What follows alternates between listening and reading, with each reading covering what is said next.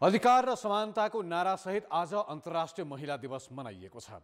यही सन्दर्भमा कालापत्थरबाट महिलाले जारी गरेको घोषणापत्र। कान्तिपुर समाचारमा आज जनसङ्ख्याको आधाभन्दा बढी हिस्सा ओगटेका महिलाले अधिकार र जिम्मेवारी कति पाएका छन् त? यसबारे विशेष सामग्रीहरू यससँगै आज हामीसँग हुनेछ 3 दशक पार्टी हाँकेका अध्यक्ष दाहालको नेतृत्वमाथिको टिप्पणी, कार्यरत संस्थामा समय नदिने चिकित्सा शिक्षकहरू बारेको रिपोर्ट, 5 सहरबाट सिधा हवाई सम्पर्कमा जोडिएपछि पोखराको चहल पहल लगायत रुस युक्रेन युद्धका अपडेट, साथै खेलकुदमा ए डिभिजन लिग र एनएसएल बीच चर्कोतो विवाद सम्बन्धी सामग्री। नमस्कार, अब मुख्य समाचार। महिलाले कानुनी अधिकार पाए पनि व्यवहारमा अझै उपेक्षा, राजनीतिमा फड्को, शिक्षा र अवसर पाउनेहरू हरेक क्षेत्रमा अब्बल, अन्धविश्वासले विभेद र शोषण कायमै। चिकित्सक शिक्षकहरू 2 भन्दा बढी संस्थामा आबद्ध हुँदा पढाइको गुणस्तर र स्वास्थ्य सेवा प्रभावित, कानुन विपरीतको काम हुँदा नियमनमा सरकार उदासी। पर्यटकीय सहर पोखरा अन्तर प्रदेश हवाई उड्डयनको केन्द्र बन्दै, 5 प्रदेशमा दैनिक 19 भन्दा बढी उडान, पर्यटन प्रवर्धन हुने अपेक्षा।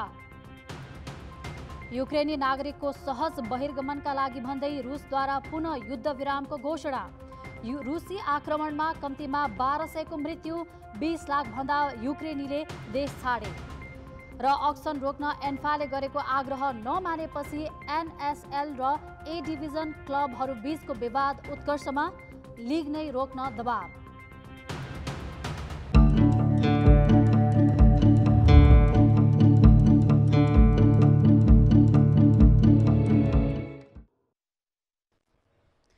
अन्तर्राष्ट्रिय महिला दिवस आज विश्वभर मनाइएको छ। नेपालमा पनि सरकारी र निजी तहबाट बहस, छलफल र पैरवी गरेर महिला दिवस मनाइरहँदा आज हामीले नेपाली महिलाहरूको सङ्घर्ष, सफलता र चुनौतीलाई उजागर गर्ने प्रयास गरेका छौँ। संविधान र कानुनले पर्याप्त अधिकारको व्यवस्था गरे पनि नेपाली महिलाहरू अझै नीतिगत निर्णायक तहमा पुग्न सकेका छैनन्। तर शिक्षा र अवसर पाउनेहरूले भने उदाहरणीय र लोभलाग्दो प्रगति गरेको देखिन्छ। सुरुमा हेरौँ नेपाली महिलाहरूको राजनीतिक र आर्थिक संलग्नता र अवस्था बारेको यो रिपोर्ट। बनाउने थलो संसदमा 17 वर्षअघि महिलाको उपस्थिति 5% मात्रै थियो। कुल जनसङ्ख्यामा महिलाको सङ्ख्या आधा भए पनि संसदमा महिलाको उपस्थिति न्यून हुँदा उनीहरूको आवाजको सुनवाईसम्म हुने स्थिति थिएन। तर 2072 सालमा जारी भएको संविधानले संसदमा 33% महिला सहभागिता सुनिश्चित गर्यो। अझ स्थानीय तहको निर्णायक तहमा पनि 40% सहभागिता पुग्यो। नीति निर्माण गर्ने तहमा मात्र होइन, पछिल्लो समय उद्यम गर्ने महिलाको पनि सहभागिता बढ्दै गएको छ। राज्यले उद्यमी महिलालाई छुट र सहुलियत प्रदान गरेसँगै पछिल्लो 8 वर्षमा मात्रै 1,79,000 महिला उद्यमी थपिएका छन्। सानै कुरा गर्नुहोस्, एउटा सिउने कुरा नै गर्नुहोस्, म यो बनाउँछु तर यसको चाहिँ क्वालिटी राम्रो बनाउँछु, मेरो सिलाइ राम्रो छ, त्यो बिग्छ। त्यसमा अलिकति बाङ्गो टेङ्गो भयो भने तपाईँको बिग्दैन। त्यसले जे गर्नुहुन्छ ध्यान दिएर दिनुहोस्, भित्र मनदेखि दिनुहोस्, जे काम गरे पनि त्यसको सन्देश दिन्छु म। देशभर 2,47,880 व्यावसायिक संस्था महिलाले चलाएका छन्, जुन कुल व्यावसायिक संस्थाको 29.8% हो। 2,73,000 व्यवसायी संस्थाको व्यवस्थापन महिलाले हाँकेका छन्। इन्डिया बाहेक भर्खर सुरु गरेको भनेको चाहिँ हाम्रो कटारमा भयो, जापानमा भयो, त्यसपछि युएसमा हामीले अस्ति गरेर लन्च गरेको छौँ, त्यसपछि भुटानमा गइरहेको छ।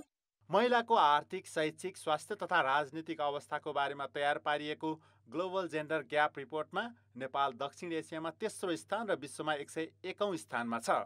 टेम्पो र गाडीमा मात्र होइन, जहाज उडाउने महिलाको संख्या बढेको छ। 40 जना भन्दा बढी पाइलट अहिले पनि सक्रिय छन्। मैले जोइन गर्दाखेरि 4 जना 5 जना मात्रै थियो हामीहरू, र 1-2 जना त अहिले बाहिर उडाइरहनु भएको छ। हामीहरू 4-5 जना भन्दा धेरै थिएनौँ। अहिले त धेरै नै हुनुहुन्छ, धेरै नै। अब त यस्तो भइसक्यो सिचुएसन कि पाइलटहरू नै चिनिँदैन। सरकारी सेवामा पनि महिलाको बढोत्तरी भएको छ। निजामती सेवामा करिब 26% महिला रहेका छन्। 72 जना विशिष्ट श्रेणीमध्ये 7 जना महिला छन्। 10 जना महिलाहरू चाहिँ कृषिको लागि चाहिँ हरियाणा एग्रिकल्चर युनिभर्सिटीमा गएका थियौँ। र त्यो हेर्दा र त्यो बेलाको हेर्दा अहिलेको चेन्ज हेर्दा चाहिँ गजब भन्नुपर्छ। र ठुलो फड्को मारेको छ। महिलाहरूको विकासमा, सबै चौतर्फी विकासमा ठुलो चेन्ज आएको छ। मुलुकको शान्ति सुरक्षाको जिम्मेवारी बोकेका प्रमुख जिल्ला अधिकारीहरू पनि धेरै जिल्लामा महिला छन्। विभिन्न जिल्लामा नेतृत्व गरिरहँदा अहिले सहज रूपमा स्वीकार्नुपर्ने बाध्यता पनि भइरहेको अवस्था छ। संविधानले सबै क्षेत्रमा महिलालाई आरक्षणको व्यवस्था गरेको छ। त्यसमाथि सामाजिक सचेतनाका कारण उद्यममा महिला सहभागिता बढ्दो छ। होटल तथा रेस्टुरेन्टमा 40.3, स्वास्थ्य तथा सामाजिक कार्यमा 40.2 र खुद्रा तथा होलसेल व्यापारमा 31% महिला छन्। कान्तिपुर समाचारका लागि जिल्ला संवाददाताहरूको सहयोगमा क्यामेरामा विकास जोशीका साथ सुधिल पोखरेल र सुमन पन्थ, काठमाडौँ। महिला अधिकार र समानताको बहस भइरहँदा परम्पराका नाममा नेपाली महिलाले भोग्नु परेको कुसंस्कार, भेदभाव, हिंसाको अँध्यारो पक्ष पनि छ। बलात्कार जस्तो जघन्य अपराधका घटना बढ्दै गएको तथ्याङ्कले नै देखाउँछ। छाउपडी प्रथा, दाइजो प्रथा, बोक्सीको आरोपमा हुने अमानवीय व्यवहार, भ्रूण हत्या, घरेलु हिंसा जस्ता महिलामाथि शारीरिक, मानसिक र आर्थिक भेदभावका घटना अहिले पनि अन्त्य हुन सकेको छैन। महिनावारीका बेला महिलालाई घरभित्र बस्नै नदिने छाउपडी प्रथा अमानवीय मात्र होइन, कानुनी रूपमा पनि प्रतिबन्धित छ। तर अहिले पनि छाउपडी गोठमा बस्नुपर्दा महिलाहरू बलात्कृत हुने र ज्यानै जाने क्रम रोकिएको छैन। बरु झण्डै 10 वर्ष अघिदेखि छाउपडी गोठ हटाउन थालिएको सुदूरपश्चिम र कर्णाली प्रदेशका केही जिल्लामा अहिले पनि यस्तो कुसंस्कार बाँकी छ। भने जस्तो अधिकार पाएको छैन। जति गर्दा पनि अब 2-4 कुरा बुझे पनि यताउति गरे पनि पुरुष मान्छेले ट्याकटुक मिलाएर टाटुर गरिहाल्छन्। उनीहरूले त्यस्तो अधिकार पाएको छैन। घरेलु हिंसा, यौन हिंसा जस्ता घटनालाई नियति सम्झेर चुपचाप सहनु बाध्यता जस्तै बनेको छ। प्रहरीको पछिल्लो तथ्याङ्क अनुसार पछिल्लो 1.5 वर्षमा मात्रै 10 वर्ष नपुगेका 464 नाबालिका बलात्कृत भएका छन्। 10 देखि 18 वर्षका 2000 जनामाथि बलात्कार भएको छ। यस्तै राष्ट्रसङ्घीय तथ्याङ्क अनुसार सुदूरपश्चिमका बैतडी, बझाङ, अछाम, बाजुरा र डोटीमा 55% भन्दा बढी बालिका बाल विवाह गर्न बाध्य छन्। घरमा खान नदिने, लाउन नदिने, रक्सी खाएर श्रीमानहरूले कुटपिट गर्ने, सासूहरूले, ससुराहरूले घरमा तिम्रो यो केही छैन लाग्ने, अनि बहुविवाह गर्ने, माथि अरू केटी महिलाहरूसँग सम्पर्कमा रहने, श्रीमानहरूले अब घरमा महिलामाथि हिंसा गरेको पाइने गरेको छ। ग्रामीण क्षेत्रमा छोरीलाई शिक्षाको अवसर नदिने प्रचलन हटेको छैन भने शिक्षित र शहरी क्षेत्रमा भ्रूण हत्या बढ्दो छ। तराई क्षेत्रमा दाइजो प्रथाले नराम्रोसँग जडा गाडेको छ भने बोक्सीको आरोपमा कुटपिट र घरेलु हिंसाका घटनामा पनि कमी आएको छैन। भयानक घटनाहरू ठुला ठुला पदीय जिम्मेवारीमा भएका व्यक्तिहरूबाट घट्ने भएका कारणले ती घटनाहरू घटे र ती घटनाहरूलाई चाहिँ दबाउने कारणले गर्दाखेरि न्याय पाउन सकेका छैनन्। जस्तो सुन्तली धामीको केसदेखि लिएर भागरथी, त्यसै गरी निर्मला पन्तको कुराहरूमा पनि आर्थिक र सामाजिक पहुँच नहुँदा महिलामाथि विभेद र हिंसा रोकिन सकेको छैन। घरको कामलाई कामै नठान्ने र त्यसलाई आम्दानीसँग नजोड्ने प्रवृत्ति बढी छ भने श्रमको ज्यालामा पनि भेदभाव उस्तै छ। केही सीमित महिला माथि नेतृत्वमा रहेका महिलाहरूले मात्रै अगाडि बढेर यो विकास सम्भव छैन। सामाजिक र सांस्कृतिक कारण उनीहरूलाई बच्चा अवस्थादेखि नै घरेलु हिंसा सहने बानीको विकास गराएको हुन्छ, जसले गर्दाखेरि पनि उनीहरू आवाज उठाउन सकेका छैनन्। महिला भएकै कारण हिंसा भोग्नुपर्ने अवस्था संवेदनशील समाजका लागि कलङ्क हो। त्यसैले हिंसा र विभेद अन्त्य गर्न अधिकारसँगै अवसरको समान पहुँच त चाहिन्छ नै। महिलाहरूमा हामी सक्षम छौँ भन्ने सोच र आत्मविश्वास पनि जरुरी छ। राज्यपक्ष त्यसमा सहयोगी बन्नै पर्छ।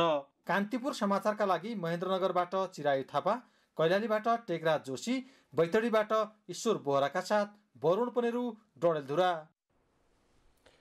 महिलाले सामना गर्नुपर्ने जलवायु परिवर्तनको असरबारे सगरमाथाको आधार शिविर कालापत्थरबाट विश्व समुदायको ध्यान तान्न खोजिएको छ। महिला दिवसको सन्दर्भ पारेर सोलुखुम्बुको कालापत्थरबाट जलवायु परिवर्तनका असर र महिलाका मुद्दा सम्बन्धी 10 बुँदे घोषणापत्र जारी गरिएको छ।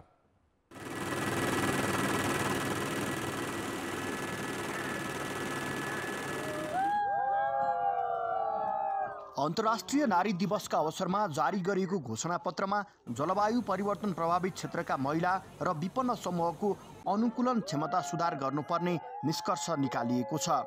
जलवायु न्यायका मुद्दाहरूको वकालत, जलवायु परिवर्तनको न्यूनीकरण र अनुकूलनमा महिलाको भूमिका परिभाषित गर्ने प्रयास गर्ने तथा मानव स्वास्थ्य प्रणालीको दिगो व्यवस्थापनका लागि प्रवर्धन गर्न अपिल गर्ने पनि घोषणापत्रमा उल्लेख छ।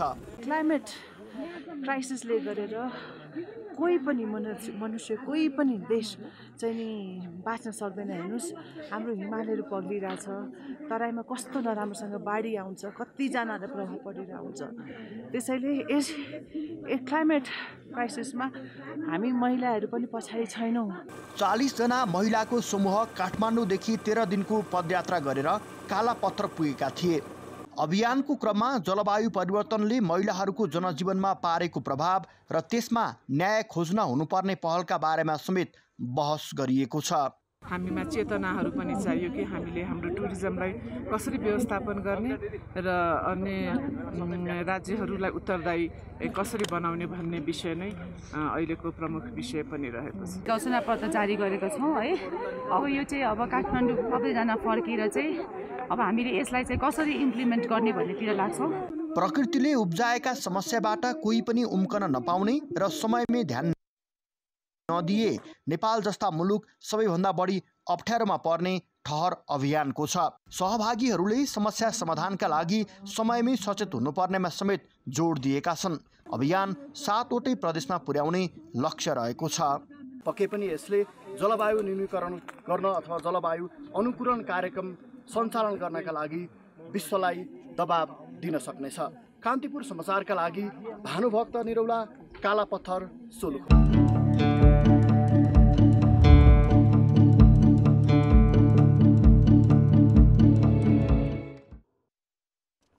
ब्रेकपछि पुनः स्वागत छ।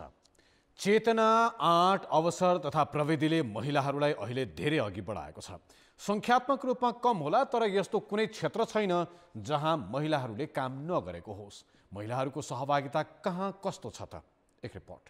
2070 साल यता मात्रै अहिलेसम्म 34 जना महिलाहरू मन्त्री भएका छन्। संविधानले नै सबै क्षेत्रमा महिलालाई 33% अनिवार्य गरेपछि राजनीति, निजामती लगायत अरू क्षेत्रमा समेत महिला सहभागिता बढेको छ। प्रतिनिधि सभामा 275 मध्ये 90 र राष्ट्रिय सभामा 59 जना सदस्य मध्ये 22 जना महिला छन्। न्याय क्षेत्रतर्फ हेर्ने हो भने सर्वोच्च अदालतमा 3 जना न्यायाधीश महिला छन्। देशभर 394 मध्ये 14 न्यायाधीश महिला छन्, जुन केवल 3.5% हुन जान्छ। विभिन्न देशहरूसँग नेपालको अन्तर्राष्ट्रिय सम्बन्ध सम्हाल्ने राजदूतहरू मध्ये 5 जना महिला छन्। त्यस्तै 753 स्थानीय तहको तथ्याङ्क हेर्दा मुख्य पदमा 718 जना महिला छन्, जुन 47.6% हो। मेयर 7 र 276 उपमेयर रहेका छन्। अन्य 11 जना गाउँपालिका अध्यक्ष छन् भने उपाध्यक्ष 424 जना। यस्तै निजामती सेवामा महिला सहभागिता 26.7% देखिन्छ। नेपाल प्रहरीमा 11, सशस्त्र प्रहरीमा 8.9% तथा चिकित्सा क्षेत्रमा 37.1 र विद्यालय शिक्षामा 39.5% महिला छन्। नेपालको मुख्य पेसा कृषि तथा वन क्षेत्रमा 64.2% महिला सहभागिता छ। सवारीतर्फको तथ्याङ्क हेर्ने हो भने लाइसेन्स प्राप्त महिलाको संख्या 9000 छ। वैदेशिक रोजगारी, सञ्चार क्षेत्र हुँदै हवाई जहाज उडाउनेदेखि नेपाली सेनामा समेत महिलाको सहभागिता बढ्दैछ। अर्थात् महिला भएकै कारण गर्न नसक्ने भन्ने कुनै विधा छैन। कान्तिपुर समाचारका लागि सृजना वास्तोला, काठमाडौँ। अब जनताको आवाज हामीले साथै प्रदेशमा सोधेका छौँ। नीतिगत तहमा महिलाको भूमिका बढाउन के गर्नु पर्ला? जनताको आवाज। राज्यले व्यवस्था गरे अनुसार नै 33% सहभागिता अनिवार्य गरी उनीहरूलाई चाहिँ कार्यान्वयन गर्न दिने हो भने मात्रै हामीले पनि सङ्घर्ष गर्नुपर्छ। शिक्षित पार्ने काम गर्न सकियो भने महिलाहरूलाई पनि आफ्नो हक अधिकार दिनु पर्यो। महिलाहरूलाई वडा सदस्य अथवा उपमेयरमा मात्रै सीमित नराखेर उनीहरूलाई मेयरको दावेदार बन्न सक्ने अवस्थामा पुर्याउनु पर्यो। 33%ले अब हुनेवाला छैन, यसलाई बढाएर 50%मा पुर्याउनु पर्ने आवश्यकता देखिन्छ। राम्रो शिक्षाको व्यवस्था गराइदिनु पर्ने हो। लाग्दैन कि 33% अधिकार चाहिँ हामीले पाएका छौँ। पछि परेका महिलाहरू हुनुहुन्छ उहाँलाई त अघि बढाउने हो कि। सदरमुकाममा भन्दा पनि गाउँ गाउँमा गएर कार्यक्रम, नेतृत्व विकास क्षमता कार्यक्रम गर्ने जनचेतना सरकारले चलाइदियो भन्ने, नारीको बारेमा केही सोच बनाउनुहुन्छ तब त अगाडि बढ्छ। जनसहभागितामा महिलाको महिलाहरूलाई एकदम पढाउने, शिक्षित बनाउनु पर्यो। महिलाहरू पनि अलिकति जागरुक हुन पर्यो। समान शिक्षा एउटा छोरालाई दिने जस्तै छोरीलाई पनि ठुलो चौकोमा मात्रै सीमित नरहिकन आफ्नो अधिकारहरू चाहिँ बाहिर प्रस्फुटन गर्न सक्ने क्षमता महिलाले राख्नुपर्छ। पुरुषहरू जत्तिकै उहाँहरूले बोलेको कुराहरूलाई चाहिँ नीतिमा समेट्ने गरी हामी व्यवहारिक हिसाबले खास गरी पुरुषहरूको पनि रोल म देख्छु। व्यावहारिक रूपमा माथि ल्याउनको लागि पहिला महिलालाई जिम्मेवारी दिनु पर्यो। स्थानीय निकायदेखि लिएर सङ्घसम्म चाहिँ महिलाको उम्मेदवारी हुनुपर्छ। सेकेन्ड पोस्ट होइन, फर्स्ट पोस्टमा मेजर पोस्टमा आउनुपर्छ। महिला वा पुरुष अध्यक्ष हुने व्यवस्था भनेर राखिदिएको भए निकायदेखि केन्द्र स्तरसम्म सहभागिताको आवश्यकता पर्छ। राजनीतिक दलले चाहिँ सक्षम हुनको लागि अवसर सृजना गर्नुपर्ने हुन्छ। क्षमता र दक्षताको आधारमा उहाँलाई अवसर उपलब्ध गराइदिनु भयो भने प्रत्येक महिलालाई चाहिँ सचेत बनाउनु पर्यो। राजनीतिक कुराहरूमा नै महिलाहरूले पनि समावेश गराउँदै लानु पर्यो।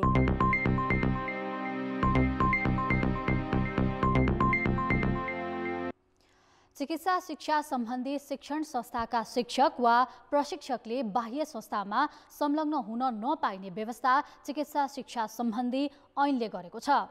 तर त्यसको व्यवस्था गर्दै चिकित्सा शिक्षकहरू 2 वा 2 भन्दा बढी संस्थामा काम गरिरहेका छन्। यसले एकातिर सम्बन्धित संस्थालाई क्षति त भएको छ नै, अर्कोतर्फ बिरामीले समेत सहज रूपमा उपचार पाउन सकेका छैनन्। नियमनकारी निकाय चिकित्सा शिक्षा आयोग भने निरीह देखिएको छ। त्रिभुवन विश्वविद्यालयको MBBS, BDS लगायत चिकित्सा शिक्षा पढाउने महाराजगञ्ज चिकित्सा क्याम्पसमा 300 भन्दा बढी चिकित्सक शिक्षक छन्। 44वटा शैक्षिक कार्यक्रम सञ्चालन हुने यो क्याम्पसका चिकित्सक शिक्षकहरू नियम अनुसार त्रिवी शिक्षण अस्पताल बाहेक अन्यत्र चिकित्सकीय सेवा गर्न पाउँदैनन्। तर यहाँ कार्यरत मध्ये 80% भन्दा बढीले 2 वा 2 भन्दा बढी संस्थामा आबद्ध छन्।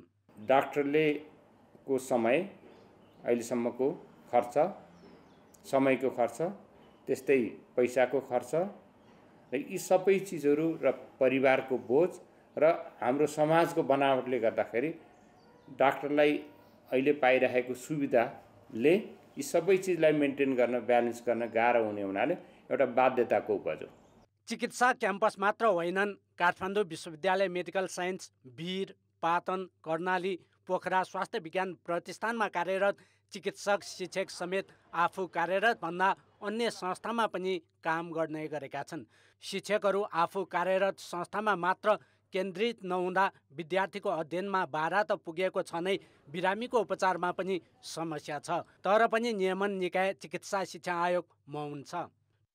दुईतिरै एउटै समयमा दुवैतिरको फ्याकल्टी भएर काम गर्यो भने त्यसलाई कारवाही हुने व्यवस्था छ, यहाँले सही भन्नुभयो। तर अहिलेसम्म हेर्दाखेरि एक ठाउँमा काम गरेर छोडेर अरू ठाउँमा गरेको हुँ, म चाहिँ यो ठाउँमा छैन भनेर प्रायःसो फ्याकल्टीहरूले भन्ने भएको हुनाले कारवाहीको दायरामा अहिले आइसके पछाडि कुनै फ्याकल्टीहरूलाई कारवाही गरेको त छैन। कता जानुभएको छ भने ठुलो डाक्टर, त्यो अपरेसन गरेर डाक्टर भेटिएन। हामी त टिचिङमा राम्रो छ भने पहिला यहाँ आयो, यहाँबाट त हामीलाई त्यही बानेश्वर पठाइदियो सर। 2 महिना त्यो सुन्धरा बसे। त्यसो त स्वास्थ्य मन्त्रालयले ल्याएको एक स्वास्थ्य संस्था एक चिकित्सक कार्यक्रम पनि प्रभावकारी हुन सकेको छैन। ती संस्थामा कार्यरत चिकित्सकहरू अहिले पनि आफू कार्यरत भन्दा अन्यत्र संस्थालाई प्राथमिकता दिने गरेका छन्। स्वास्थ्य कर्मीलाई आफू कार्यरत रहेको सरकारी स्वास्थ्य संस्थामा कटिबद्ध भएर काम गर्ने वातावरण बनाउनका लागि अघिल्लो वर्ष गरेको जुन अध्ययनका हिसाबले अथवा त्यसलाई हामीले पाइलटिङको हिसाबले गरेको कुराहरूलाई अब परिष्कृत गरेर कार्यान्वयनमा लानुपर्ने अवस्था छ। शिक्षकहरूको ध्यान अन्यत्र मोडिँदा चिकित्सा शिक्षाको अध्ययन अनुसन्धानमा समेत नकारात्मक प्रभाव परेको छ। आफू कार्यरत संस्थाभन्दा अन्यत्र काम गर्दा चिकित्सा शिक्षाको गुणस्तरमा मात्र नभई स्वास्थ्य सेवामा समेत स्तरीय नहुने विज्ञको बुझाइ छ। सेवा पनि राम्रो दिने, पठन पाठन पनि राम्रो गर्ने, त्यसको लागि आफूले पनि पढ्ने, विद्यार्थीलाई पढाउनको लागि पनि अनुसन्धान गर्ने, अनुसन्धानको लागि पनि जुन आफूलाई वृत्ति आफूलाई जुन अध्ययन गर्नुपर्छ त्यो सबै कुराहरूलाई चाहिँ ध्यानमा राखेर नै यो गरेको हुनुपर्छ। र अर्को कुरा चाहिँ कन्फ्लिक्ट अफ इन्ट्रेस्ट। कानुन विपरीत 2 वा 2 भन्दा बढी संस्थामा काम गर्ने शिक्षक प्रशिक्षकलाई नियमन र अनुगमन गरी कारबाहीको दायरामा ल्याउनुपर्छ, जसले चिकित्सा शिक्षा र स्वास्थ्य सेवालाई गुणस्तरीय बनाउन टेवा पुग्नेछ। कान्तिपुर समाचारका लागि क्यामेरामा विनोद कोजु र राजेन्द्र महर्जनका साथ नारायण किलम्बु, काठमाडौँ। अब जनमतको अन्तिम परिणाम। जनमतमा हिजो हाम्रो प्रश्न थियो, वीर अस्पताल विस्तारको योजना 5 वर्षदेखि कागजमै सीमित हुनुलाई के भन्नुहुन्छ? ए हचुवाको निर्णय, बी सुस्त कार्यान्वयन शैली र सी बजेट अभाव। जनमतको अन्तिम परिणाम यस्तो छ। ए हचुवाको निर्णयमा 42%, बी सुस्त कार्यान्वयनको शैलीमा 51% र सी बजेट अभावमा 7% मत प्राप्त भएको छ। अब जनमतमा आजको प्रश्न। हाम्रो प्रश्न छ, चिकित्सा क्षेत्रमा नियम विपरीत काम गर्ने प्रवृत्तिलाई के भन्ने? ए नियमनको अभाव, बी सुविधा नपुगेपछिको विकल्प र सी जवाफदेही नहुँदाको परिणाम। जनमतको अन्तिम परिणाम भोलि साँझ 8 बजेको कान्तिपुर समाचारमा प्रसारण गर्नेछौँ। कृपया NEWS न्युज स्पेस AB वा C टाइप गरी 34001मा SMS गरी आफ्नो मत व्यक्त गर्नुहोला। अर्थ र विकास। विकासका पूर्वाधारमा बिस्तारै फड्को मारिरहेको पर्यटकीय सहर पोखरालाई केन्द्र बनाएर आन्तरिक हवाई उडान कम्पनीहरू व्यवसाय विस्तारमा लागेका छन्। अझ पोखराबाटै मुलुकका 5 प्रदेश जोडिने गरी हवाई उडान सञ्चालनमा आएपछि पोखराको पर्यटनमा मात्रै टेवा पुगेको छैन, अन्तर प्रादेशिक सम्बन्ध, संस्कृति र विकासमा पनि योगदान पुग्ने भएको छ। 2054 असोज 25 गतेबाट पोखरामा व्यावसायिक उडान थालेको बुद्ध एयरले शनिबारदेखि पोखरा जनकपुर हवाई सेवा सुरु गरेको हो। यसअघि प्रदेश 1 र कर्णाली बाहेक सबै प्रदेशमा बुद्धले हवाई सेवा सञ्चालनमा ल्याएको थियो। पोखरालाई जोड्ने सडकको स्तरोन्नति नहुनु र स्थलमार्गको यात्रा कठिनपूर्ण भइरहेका बेला सुरु गरिएको हवाई सेवाले आन्तरिक पर्यटन प्रवर्धनमा सहयोग पुगेको छ। अब निकट भविष्यमा हामीले चाहिँ विराटनगर र भद्रपुर चाहिँ हामीले सुरु गर्दैछौँ। नाटा गण्डकी च्याप्टरसँगको सहकार्यमा बुद्धले काठमाडौँ बाहेक भरतपुर, सिमरा, भैरहवा, नेपालगञ्ज र धनगढीमा पोखराबाट हवाई सेवा सञ्चालनमा ल्याइसकेको छ। आन्तरिक हवाई उडानको क्षेत्र फराकिलोभन्दा व्यवसाय थप चलायमान हुने विश्वास व्यवसायीको छ। यसले पोखराको पर्यटनलाई राम्रै टेवा पुग्छ भन्ने हाम्रो विश्वास हो। पोखरा विमानस्थलबाट दैनिक 19 भन्दा बढी उडान भइरहेका छन्। राजधानी काठमाडौँमा मात्रै पोखराबाट दैनिक 1000 भन्दा बढी यात्रुले हवाई मार्ग प्रयोग गर्ने गरेका छन्। पोखराबाट नेपालगञ्जमा दैनिक 2, भैरहवा र भरतपुर 1-1, सिमरामा हप्तामा 3 उडान भइरहेको छ। प्रदेशलाई पर्यटनको माध्यमबाट आर्थिक समृद्धितर्फ लैजाने लक्ष्य राखेको गण्डकी प्रदेश सरकारले आन्तरिक उडान विस्तार हुँदा लक्ष्य प्राप्तिमा सकारात्मक उपलब्धि मानेको छ। जति धेरै सहरहरूमा या प्रदेशमा हाम्रो कनेक्टिभिटी हामी बढाउन सक्छौँ, त्यति नै पर्यटकहरूको आवागमनको चाहिँ के भने वृद्धि हुन्छ। पोखरामा क्षेत्रीय अन्तर्राष्ट्रिय विमानस्थल निर्माणको काम अन्तिम चरणमा छ। यो सँगै निजी विमान कम्पनीले साविकको विमानस्थलबाटै गण्डकी प्रदेशलाई हवाई माध्यमबाट सबै प्रदेशसँग जोड्ने प्रयास गर्दा पर्यटन प्रवर्धनमा थप सहयोग पुग्नेछ। कान्तिपुर समाचारका लागि सहकर्मी इन्द्र पौडेलका साथ ऋषिकान्त पौडेल, पोखरा। एउटा नेपाल र भारत सीमाको प्रसङ्ग। भारतीय पक्षले स्काभेटर लगाएर महाकालीको बहाव एकतर्फी रूपले नेपालतिर फर्काउन खोज्दा दार्चुलाको लास्कु खोला नजिक दुई पक्षबीच ढुङ्गा हानाहान भएको छ। नेपाली प्रशासनसँग समन्वय नै नगरेर भारतले एकतर्फी रूपले महाकालीमा स्काभेटर चलाएर नदीको बहाव परिवर्तन गर्न खोज्दा दुवै देशका नागरिकबीच ढुङ्गा हानाहान भएको हो। स्थानीय रामसिंह कार्कीका अनुसार प्रतिवादपछि भारतीय पक्षले काम रोकेको छ। नेपालतिरका स्थानीयले ढुङ्गा हानेपछि भारतीय नागरिकले पनि नेपालतर्फ ढुङ्गा हानेको स्थानीयले प्रशासनलाई जानकारी गराएको प्रमुख जिल्लाधिकारी दीर्घराज उपाध्यायले बताएका छन्। अहिले दुवैतर्फका प्रशासनको सहयोगमा स्थानीयलाई तितर बितर पारिएको छ। खेलकुद समाचार। कान्तिपुर खेलकुद समाचारमा स्वागत छ। ए division league champion Machhindra football club Khaptad gold कपको क्वार्टर फाइनलबाटै बाहिरिएको छ। बागमती युथ क्लबसँग टाई ब्रेकरमा 4-2 गोलले स्तब्ध भएपछि मछिन्द्र बाहिरिएको हो। खेल अवधिभर दबाव बनाए पनि मचिन्द्रले गोल गर्न भने सकेन। निर्धारित समय गोलरहित बराबरीमा सकिएपछि निर्णय टाई ब्रेकरमा भएको हो। टाई ब्रेकरमा मचिन्द्रका रञ्जित धिमाल र विमल घरती मगरले मात्र गोल गर्न सके। बागमतीले अघिल्लो खेलमा ए डिभिजन लिगमा तेस्रो भएको एनआरटीलाई टाई ब्रेकरमा हराएको थियो। बागमतीले सेमिफाइनलमा फ्रेन्च क्लबसँग प्रतिस्पर्धा गर्नेछ। पहिलो सेमिफाइनल मनाङ मर्स्याङदी र हिमालयन शेर्पा क्लब बीच हुनेछ। A division club Sankata Jhapa gold कपको सेमिफाइनल प्रवेश गरेको छ। शीर्ष डिभिजन प्रतिद्वन्दी 3 स्टारलाई 2-0 गोलले हराउँदै सङ्कटाले अन्तिम 4मा स्थान बनाएको हो। झापाको डोमालाल राजवंशी रङ्गशालामा यानिकले 25औं मिनेटमा सङ्कटालाई अग्रता दिलाए।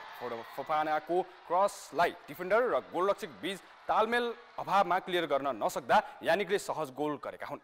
सङ्कटाका लागि 63औं मिनेटमा फोफानाले उत्तम राईको पासमा दोस्रो गोल गरे। त्यसपछि खेलमा कुनै गोल हुन सकेन र 3 स्टार पहिलो पटक झापा गोल्ड कपको क्वार्टर फाइनलबाट बाहिरिएको हो।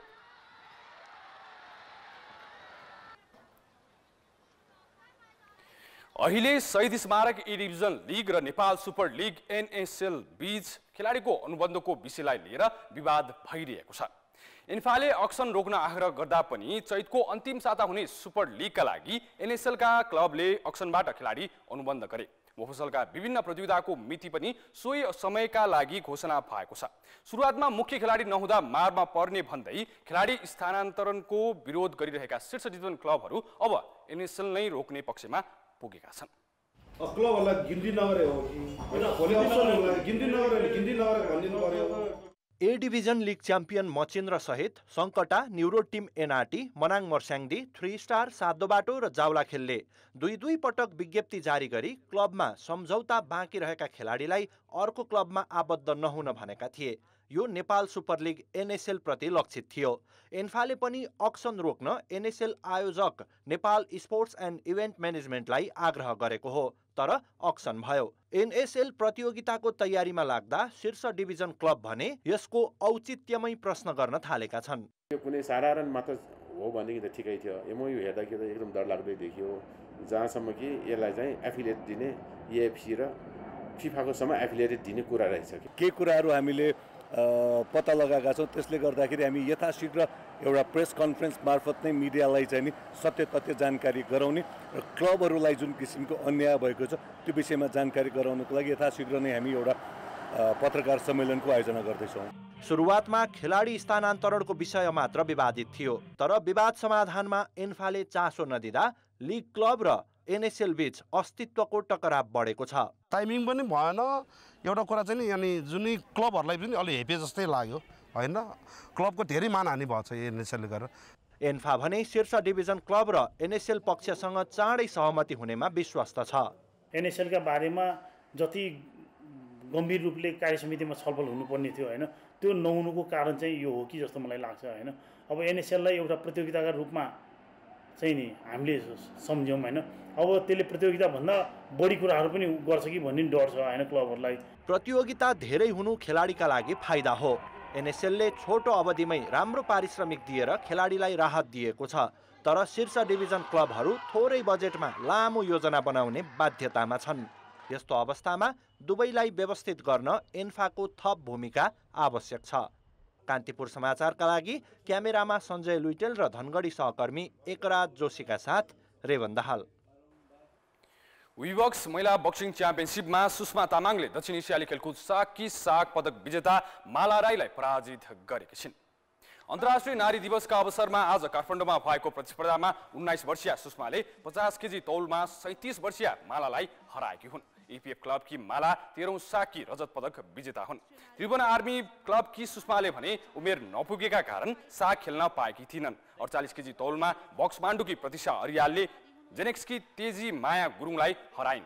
आर्मी क्लबकी ललिता महर्जन 52 केजीमा च्याम्पियन भइन्। उनले S2O की अस्मिता दुवाललाई पराजित गरेकी हुन्। 57 केजी तौलको फाइटमा झापा बक्सिङ क्लबको सुस्मिता राईलाई हराएर बक्समाण्डुकी हेमा राई विजेता बनिन्।